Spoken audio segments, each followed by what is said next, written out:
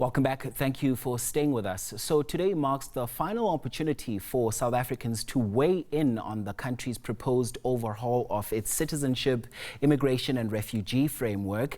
The deadline for public comment follows an extension this was aimed at encouraging broader public participation. The policy document released in December by the Department of Home Affairs outlines proposed reforms that could significantly reshape how South Africa manages migration, naturalisation as well as asylum. Officials say feedback received will help them inform the next phase of legislative and policy development. For more on this now, let's bring you this conversation.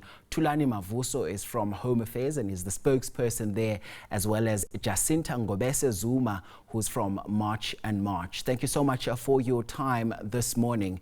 Let's start with you, Mr. Mavuso. Just for viewers only hearing about this now, can you briefly explain what prompted the department to propose a full overhaul of South Africa's citizenship, immigration and refugee framework, just in a nutshell?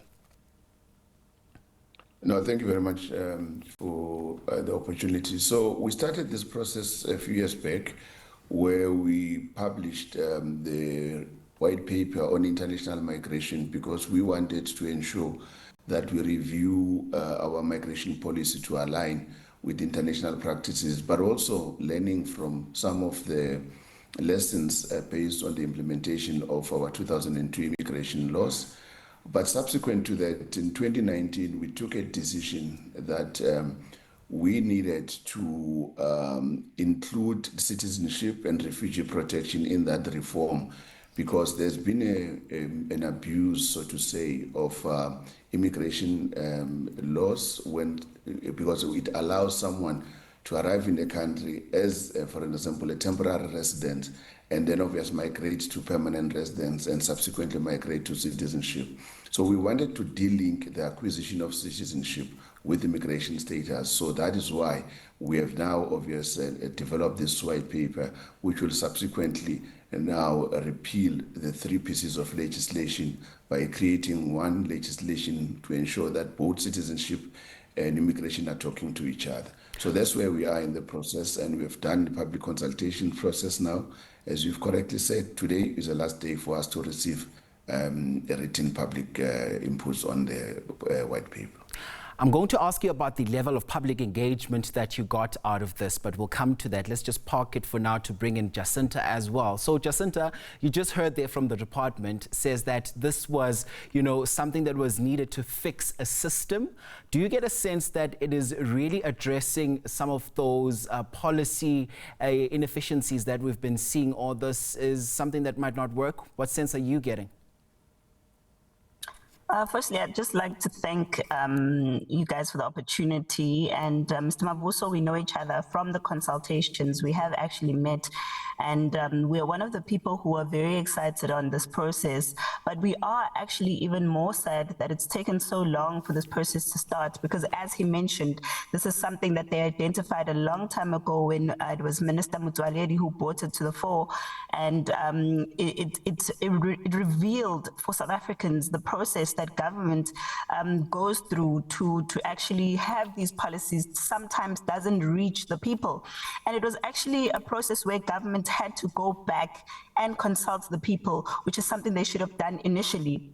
And this is what makes us sad about a lot of things that have to do with the Department of Home Affairs, that there's certain things that are taken and decisions that are taken that don't go through public consultation, that go straight, and we hear them being discussed as in courts when the department is being taken to court, etc. One of them, for example, is that a husband can now take a wife's surname, and it's some of the things that did not go through public consultation, and we are wondering why the department did not do that. So this process of the white paper is one of the things that should have actually started with the people, because we find ourselves now being integrated forcefully with refugees or people who claim to be refugees, and we didn't ask them to be in the country. There's no refugee camps. We were not consulted on that, but here we find ourselves having to deal with those people every day. Mr. Mavuso, let me give you an opportunity to respond, because I know you're listening as well. Go ahead. No, thank you very much. I think let's maybe take back the process. As I've indicated, that these pieces of legislation, the Citizenship Act, which was of 1995, your Refugee Act of 1998, then the Immigration Act of 2002. So these policies have been implemented for a period since 1994, for an example. Now we're saying that they need to be reviewed in this regard. So let me go back. On the one that husbands can take their wives' and surnames, it's not a Home Affairs policy. This was a court matter that two individuals took the department to court because the husband wanted, and the court ruled in their favor. So that's the one issue. The second issue on the refugees, it is true, Jacinda is correct, that, and we've also been on record saying that we have people who are abusing the asylum system, who are not supposed to be there. These are economic migrants. And what we're saying now, we're trying to tighten the system because we cannot allow a situation where someone who's coming to the country claiming to be an asylum seeker but is able to return home all the time. That's the one issue. Secondly, the approval rate of refugees in terms of applications is sitting at about 5%. So almost 95% of the applications for asylum are rejected on the basis that they are maliciously unfounded. So therefore, those people, if they are failed as asylum seekers, then they need to return from the countries of origin. But what the law allows them, for an example, is to appeal. They are able to take their matter to the Refugee Appeals Authority, and where the matter can stay a bit longer while it's still being investigated. But also in 2008, 2009, we had unprecedented number of asylum seekers, which the number reached over 200,000 in each year. In those instances, we had people who had appealed those particular decisions to reject their asylum. Now, prior to us having the Refugee Appeals Authority, we had a Refugees Appeal Board where the members of the appeals board had to sit as a quorum to hear a matter. So we have since amended the legislation to allow members of the board to hear as matters individually so that they don't sit as a quorum. So that is fast tracking. So all these reforms are gearing towards ensuring that we protect the integrity and sovereignty of the country. We prioritize the issues of South Africans in relation to jobs where skills are available in the country, and ensure that whatever skills that we bring from somewhere else is skills that we do not have in South Africa. Those are the bases that we are actually reforming this particular environment. So where we are, we are also dealing the issue relating to citizenship, that the number of years that a person has stayed in the country will no longer be a factor to determine whether the person can qualify for citizenship. So that's what the white paper says. All right, I'm going to come in there because this is not the first time we're having conversations around such reform, especially when we look at the capacity that we have as South Africa. Jacinta, I see they also shaking your head. Perhaps let's get you in as well and just hear from you if you think the practical implementation of all of this could work ideally.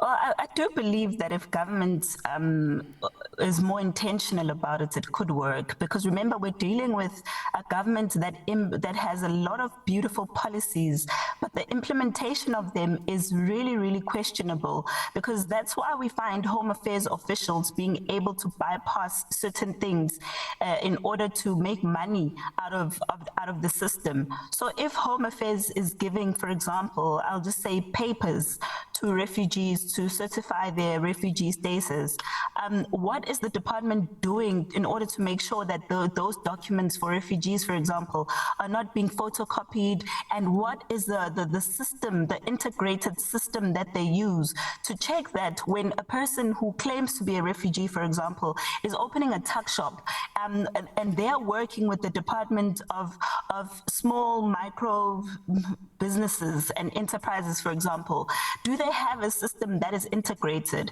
But more than anything, what worries us as people who are patriotic South African citizens is the fact that this white paper discussion has been opened for South Africans.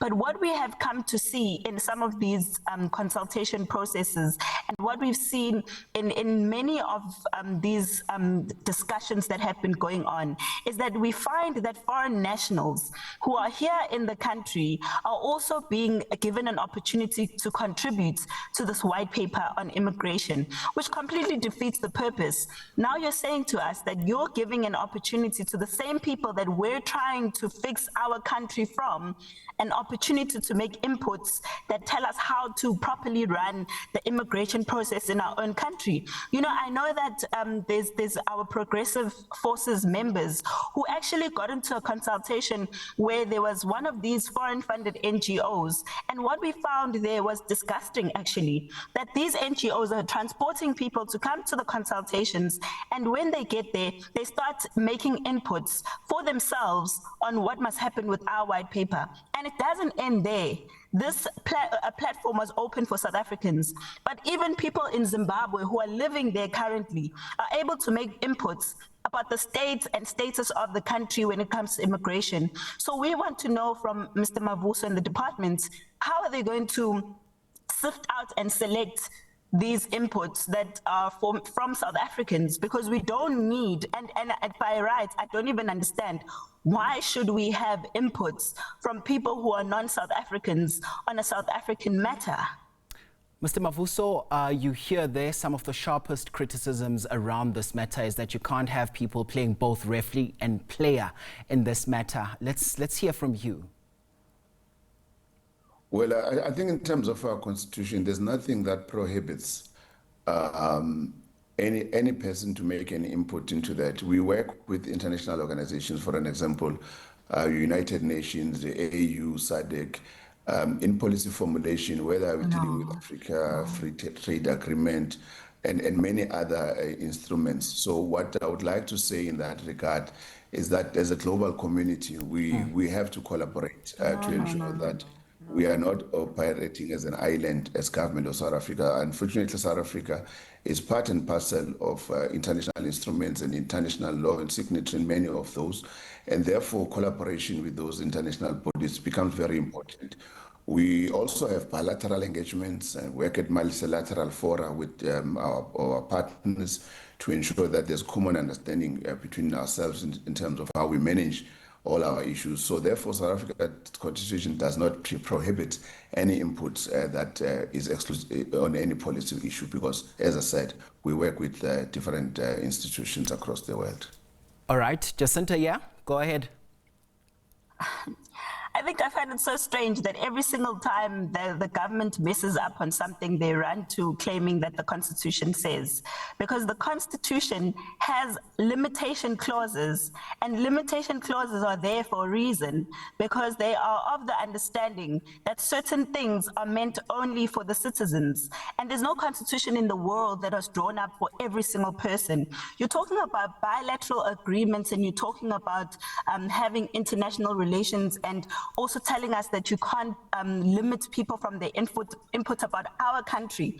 So if I was to ask Mr. Mavuso, then where does South Africa become a sovereign country if we have to listen to what other people from outside of South Africa are saying to us about our country? Are you telling me that this country belongs to every single person who's outside of the country and can make contributions and decisions for people living in South Africa? Why is that not the case then when you're voting? Why don't you ask those same people and those international NGOs and those organizations to be the ones that come here and vote? You can't ask us to vote and then turn around and tell us that when we're making inputs, everyone is allowed to have a say in those inputs. We vote because we want our votes to speak for us, not to speak for the whole world. So, and Mr. Mavuso, I think from where I'm seated now, this speaks to a need, and that would be a need for us to really work around this and just to also gauge a sense from you as to this entire process as well and the type of level of public engagement that you got. Some of the criticism that we heard there from Jacinta is that you cannot have, you know, some of the people come and play both referee and player at the same time, but you also, you know, go straight to the Constitution, which it says it's touted to safeguard the interests of South Africans, but that's essentially something that you seem to be losing along the line. Let's get your response on that, because I'm also just trying to get a sense of the level of public engagement that you got in this whole process.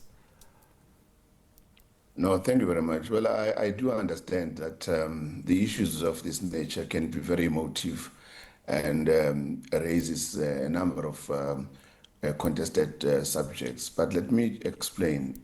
Any law that is being created is in the interest of South Africans. I think let's just take one point. The reason why we took this to public consultation, because we are duty bound as government to be able to consult members of the public, particularly South Africans, on any policy that is made. Now, we're consulting because South Africans have got lived experiences where they've lived side by side with foreign nationals. Obviously, there are certain instances where we have admitted as government that one, our Refugee Act has not actually done us any favor because it has created many problems for us because we don't have camps. Now, when there was a case that was taken to court by an asylum seeker, where the court allowed that the asylum seeker can work and their children can study on the basis that we do not have any safeguards for them because they have to integrate into communities. And again, what we are saying is that there are lessons learned from that particular process. So that is why now the review of these particular instruments or policies and legislation is to take those lessons learned to be able to say, how do we then correct that moving forward? That's the one issue. The second issue, as I've indicated at the beginning, we're saying that we are not only saying that South Africans should be exclusively participating in the process. We do understand that South Africans are of the view, as we are going through this process, Jacinta is correct. I think they were there with their group and many other provinces where we were, where the people were quite clear to say, why do we have some of the people who are foreign nationals in the room? Because we've got academics, we've got some of the people that were participating, raising some of the issues that they've experienced themselves. Because also remember, not only South Africans have experienced certain things, also some of the foreign nationals, they can be able to share, to say what worked, what does not work for what worked for them, what were their experiences of being in South Africa. Remember, there are also South Africans who live across the world, who are also contributing in those particular countries that they are. But safe to say is that, again, I want to emphasize the point. This was a review of a legislation based on what we want to correct and what we have experienced over the years. South Africa, as a young democracy, enacted legislation from 1994 up to now.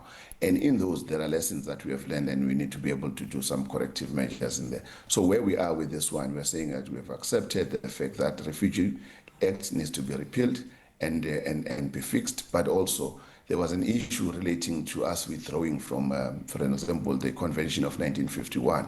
And we have explained that the review, if we were to exit the convention, but there are certain rights that are in the convention that are also have been domesticated in our constitution and in our laws. So that's the one issue. Then there's a second issue that we have said we are correcting the issue which people are acquiring citizenship. So those are the things that I thought, being invited to this interview is to explain the aspects of the white paper in totality so that we can be able to communicate a message to South Africans that this process is not just a lip service process, but it's a process to correct lessons that we have learned and what we believe should be the right way moving forward of limiting certain rights and benefits to those who are not supposed to be entitled to. And Jacinta, just listening to government's assurances at this stage and also looking at, some of your public concerns and balancing the two as well, we find ourselves where there is a gap. How do we fill those gaps in? I don't think we have a gap. I think we have a vacuum because South Africa is very short of people who are decisive leaders, people who think that they need to make provision for the fact that they're not always going to be leaders. One day their children are also going to be stuck in whatever policies or whatever decisions that they make today. Unfortunately, we don't have leaders of that caliber at the moment. We have people who are hell-bent on making sure that they protect whatever it is that they're protecting to the best of their ability. I'll take you through. First of all, if you are saying to me that you are taking inputs from South Africans and you are concerned about the fact that there are other South Africans outside of the country, you still want to make a contribution. As South Africans, we all have ID numbers. If you want South Africans or anyone to contribute to the white paper on this country, that person needs to be supporting whatever contribution that they make with their ID number. So the system must be willing to do that. And if you want to hear the input of NGOs or refugees, you need to have a separate session for them where they come in with their refugee status, you check them because you're Home Affairs. Surely you have all these people's documents and you can compare them with whatever name or surname or sad story that they give you. So when you have those consultations, you know that they are from people who are genuinely concerned about the country. Because we can't run a country based on the fact that we want to please anyone, or else this country will not have a future. And that's why patriots of this country are getting more and more frustrated with our government, because instead of coming up with solutions, they create more problems or solutions that look like they're solving one problem but creating another problem. I'll go to what we had said to Mr. Mavuso when we had come to the consultation process and we made our inputs. One of the things that we laid bare to them is the fact that as government, you are the decision makers, not the courts. But we find ourselves having a government that's always responding to whatever is taken to court. That's because the type of lawyers and the type of arguments that you are bringing to the court are not echoing what the Constitution says. As lawmakers, as policymakers, you need to be the ones that guide that court what the policy is. But if the government is the same people that are telling us that everyone in the Constitution refers to every single person in the whole globe that lands in the country, then that's where our problem starts. Because if you as a government are clear on what your constitution, what your laws are saying, because we can't have a constitution that says one thing and then there are laws that contradict that very same constitution, it means there's a problem. And for government, if you are a government that cared about its people, you would be the one that are taking those things to the courts and challenging them, saying, but the court is saying this, and this is what the Constitution says, and this is what the South African says. Because even the law is always up for review. There's no single law that was just there made in black and white to be like that for the next million of years to come. We all are of the understanding that laws change because people change, because situations change. Now, if people in government had that in mind, that they're serving the people of South Africa and that their interests are in the people of South Africa and not whoever walks into the country, I promise you that our leaders, our policymakers, our people in departments would be going in coherent with what the people are saying. But the reason government is pulling this way and the people are pulling that way, and now we find ourselves sounding as if we're talking two different languages, is because we have a government that does not listen to the people, that wants to keep regurgitating this thing the Constitution says. The Constitution is meant to be serving the people of South Africa. All right. That's why even when you have any law in the country, it goes back to making sure that the citizens are protected, the people who vote are protected. There's not a single policy maker in the country that sits there and says, oh, I want to draw a policy because Zimbabwe must be great again. It must be about South Africans. And that's why we're going to make sure that we don't get silenced by this thing of the Constitution says, because we are of the view that our government people, our officials are misinterpreting the law because they want it to sound like it's meant to serve everyone in the globe. The Constitution of South Africa is for South Africans. Therefore, we ask all the people implementing policies to remember to put South Africans first, or else don't ask us to vote for you. Go and get those votes from outside and those people that you're trying to please. And Mr. Mavuso, you know, when you hear such sentiments, you know, that's just also a drop in the ocean. There are many broader voices as well, because now the sense is that you have a government that is out of touch with its people. As we wind this conversation up, I want to hear from you in terms of how do we allay all those fears from South Africans, and how do we sort of find common ground around this? Because there is a need for us not to be talking on top of each other, but also to be working hand in hand together in terms terms of finding all of those solutions that might be of assistance at this particular point in time, seeing that also that, you know, such important policies are at such a sensitive stage? No, thank you very much. So just to explain that this white paper is not about, you know, causing any confusion, but we want to create a rule-based and secure and economically responsive migration system that works for South Africans and lawful migrants. And I think I must indicate that South Africa is not an island, that we will not have people visiting South Africa, closing all the ranks. But what we are saying, we want to strengthen national security and the sovereignty of South Africa. So I think that's a first. We also say we want to have a clear separation between immigration, between asylum, and also citizenship pathways, because we are agreeing that we cannot have a situation where we have people who are illegal in the country, people who are getting fraudulent documents. Let me explain. Sometimes some of those fraudulent documents Jacinta is making a reference to is fraudulent documents that are not even appearing in our system. In other words, they look alike. They look like our documents, but they're not in our system. You know, it's the same way as a person who will have a fraudulent banknote. You know, I find it very interesting that when someone carries a fraudulent banknote, nobody blames the Reserve Bank. But in this instance, when someone has a fake document that is not even appearing in our system, obviously it looks like Home Affairs has produced it. But just to deal with this, what we are saying is that in this review or reform, we want to move from an open-ended migration to skills-based and demand migration, because we want to be able to ensure that whatever that we do, we are able to have a balance in terms of critical shortages of skills. We want to attract investment so that South Africans be able to work. We want to ensure that infrastructure and industrialization is prioritized. So through all these reforms, that's what we are trying to do as government. And I think the real issues around South Africans, yes, it is true that South Africans have been overwhelmed. And I explained this thing to in one of the interviews when we were being asked whether South Africans are xenophobic, and we still believe South Africans are not xenophobic. I think South Africans were overwhelmed because of some of the legislation that we created and which happen to have been abused. That is why when I tell you about 2008, 2009, that we recorded over 200,000 arrivals on asylum seekers. So those are the things that overwhelms communities, because the very same people who arrive and claim asylum, they go straight into those communities and live there.